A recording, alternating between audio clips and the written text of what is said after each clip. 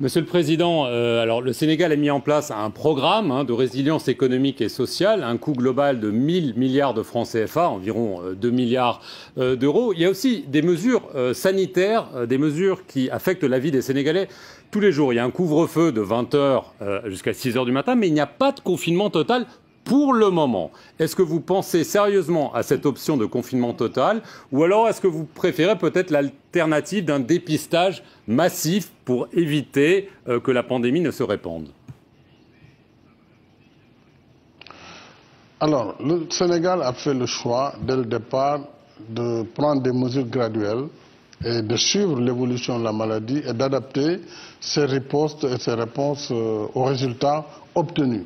Ce qui fait que la première mesure a été la fermeture des établissements, alors que nous étions à moins de 20 cas, la fermeture des aéroports, des frontières terrestres, aériennes et maritimes, ce qui fait qu'aujourd'hui nous n'avons plus aucun cas importé.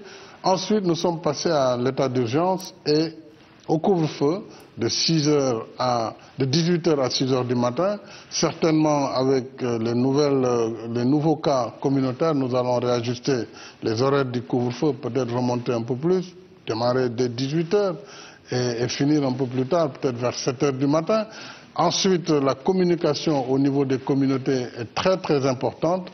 Alors, si tout cela ne suffit pas, en fonction de l'évolution, nous n'exclurons pas d'aller vers des mesures plus fortes. Mais en attendant, j'avais souhaité d'abord confiner totalement tous les contacts et que tous les malades également sont confinés dès lors qu'ils sont en milieu hospitalier, plutôt que de confiner toute la population. Mais si demain on devrait y arriver, on le ferait. Mais tout dépendra de l'évolution de la maladie. Mais considérant ce qui est en cours, je pense que nous pourrons y arriver